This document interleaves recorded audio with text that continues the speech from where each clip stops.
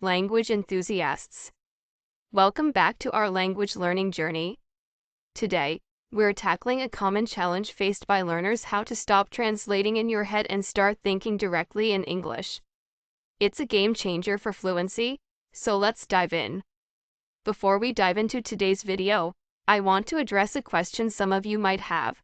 Why are we using English in this video instead of Urdu or Hindi?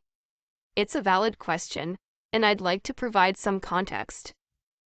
First and foremost, this channel is dedicated to helping you improve your English language skills, and immersion is a key part of that process. We want to create an environment where you can practice and become more comfortable with the English language. Using English exclusively in our videos allows us to provide you with an immersive learning experience. It's like taking a journey to an English-speaking country without leaving your home. You will be exposed to the language in a way that helps you absorb and internalize it naturally. Additionally, we understand that some of our viewers may be more comfortable with Urdu or Hindi, and that's perfectly fine. We respect and value your language preferences. However, in the spirit of language learning and growth, we encourage you to embrace the challenge of learning and practicing in English. Lastly, we want to emphasize that this choice is not a reflection of any bias or disregard for our native languages. We deeply appreciate the rich linguistic diversity of our viewers, and we're committed to providing content that benefits learners of all backgrounds. How to stop translating in your head and start thinking directly in English. It's a game changer for fluency, so let's dive in. Tip number 1: immerse yourself. Surround yourself with English. Read, watch, and listen to English content as much as possible. This helps your brain adjust to thinking in English naturally. Tip number 2: start small. Begin by thinking about simple everyday things in English. Describe your morning routine or what you had for breakfast. Gradually, you will build confidence. Tip number 3: visualize. Create mental images in English. When you think of an apple, visualize it and label it in English. This strengthens your language associations. Tip number 4: self-talk. Narrate your thoughts and actions in English. It's like having a conversation with yourself. This constant practice rewires your thought process. Tip number 5: dream in English. Yes, you heard right. Try to dream in English. It shows that your brain is truly thinking in the language. Tip number 6: language apps. Use language apps that encourage thinking and speaking in English. They provide structured practice. Tip number 7: challenge your translator. When you catch yourself translating, pause and rephrase your thoughts in English. Challenge your inner translator. Tip number 8: think ahead. As you speak, practice thinking ahead in English. It keeps your conversation flowing smoothly. Tip number 9: embrace mistakes. Remember, it's okay to make mistakes. Learning involves trial and error. Don't let fear hold you back. In conclusion, thinking in English is a crucial step towards fluency. It's like unlocking a new level of language proficiency. So, use these tips, practice consistently, and soon you will find yourself thinking effortlessly in English. Don't forget to like, subscribe, and hit that notification bell for more language learning tips and tricks. Go any further, make sure you subscribe and hit that bell notification so you're notified every time I post a new video. Now, let's dive in with this lesson. So here we go with meaning number 1. You can use as much as when you have two different things and you want to say that those two things are equal in amount or degree. Let's take a look at an example sentence. I deserve that promotion as much as she does. As you can see in this example, we have two different things. And we're talking about amount.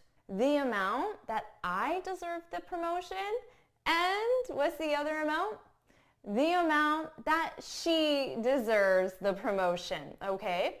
So let's say the amount that she deserves the promotion is this much.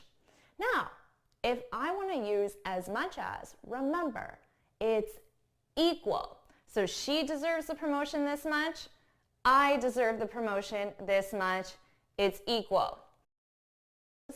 Let me give you another example and then I'll get you to try your own example sentence. Okay, I could say that Jose participated in the conference as much as Maria did. Okay, so here we have amount of participation, or the degree to which Maria participated and Jose participated. Let me give you one more example, and I'll make it an easy example that everyone can understand. You ate as much cake as I did. Okay, so we have the amount of cake that you ate, the amount of cake that I ate, and they are equal, right? And I could simply say, I ate as much as you did. Now, the only difference here is that I'm specifying cake, right? But if cake is on the table, it's obvious based on context that we're talking about cake. I don't necessarily need to include that in the sentence. To meaning number 2. As much as, in our second meaning, you can think of it more in terms of although, regardless of, or despite how much. That probably doesn't give you much information, does it? So as always, it's easier to just see this in an example. I could say, as much as I want to stay, I have to go. Notice here, as much as is at the very beginning of our sentence, okay? As much as I want to stay, I have to go. Now, you can think of this as although. Although I want to stay, I have to go. Now, what does this mean? Basically, we can think of them as two individual sentences. I want to stay, I have to go. Okay? Those are two individual sentences. And then we're just combining them together using as much as at the very beginning. There's an easy way that this will make sense for you, and that's by using but. You're most likely familiar with but. It's one of the first transition words that students learn. So you can think of this as, I want to stay, but I have to go.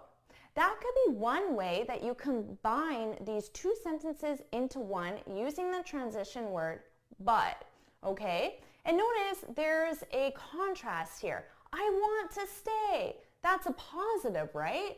I have to go. That's a negative. So when we use but, there's always a positive and a negative. Now, we're using as much as in exactly the same way. Is simply the sentence structure that's changing here. So remember, we're using as much as at the very beginning of the sentence. As much as I want to stay, comma, I have to go. Another example, as much as I'd love to help you, I can't.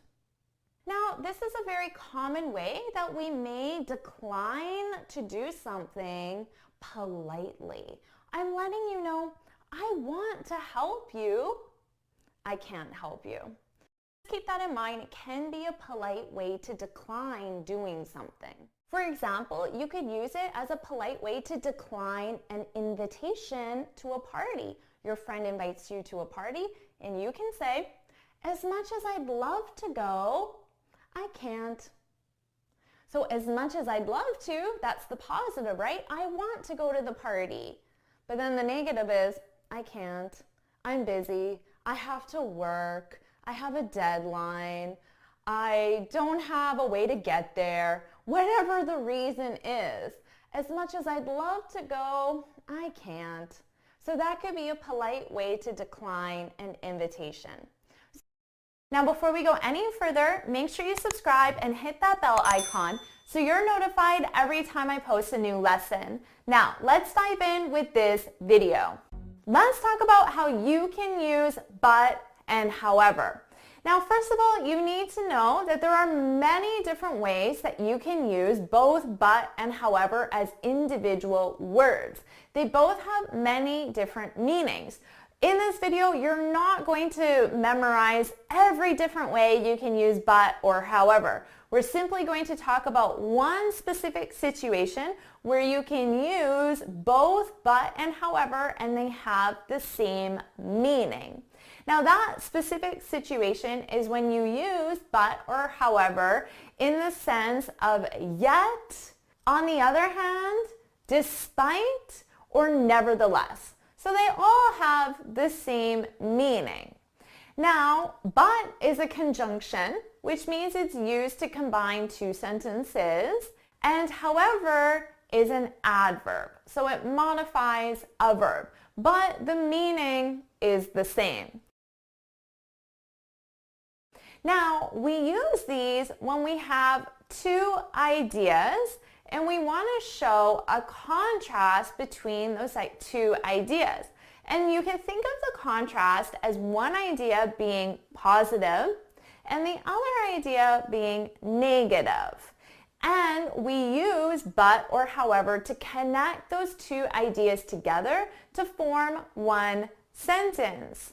Now, in this case, but and however have the same meaning. However sounds more formal, and but just sounds more everyday or casual. So that would be the difference in this specific case. So let's take a look at an example sentence. So I could say, I want to go to the party. I can think of this as a positive idea. I want to go to the party. This is an individual sentence. Now, I could also say, I can't go to the party. So that's an individual sentence as well, but we can think of this as a negative sentence. So in these two sentences, I have a contrast, and because of that, I can connect them with but or however, and they have the exact same meaning, so it doesn't matter which one I use. Now, to connect them, I would put but or however between the two sentences. So I'm going to take two sentences, combine them, and create one sentence. So I would say, I want to go to the party, but I can't. Of course, I wouldn't repeat, I can't go to the party, because I don't need that information. It's already identified in sentence one. I want to go to the party, but I can't. I want to go to the party, however, I can't. Like I said, however is just a little more formal, and since my context is just an everyday situation, going to a party, however sounds a little too formal of a choice, but would be the more appropriate choice because the context is more everyday. I want to go to the party, but I can't.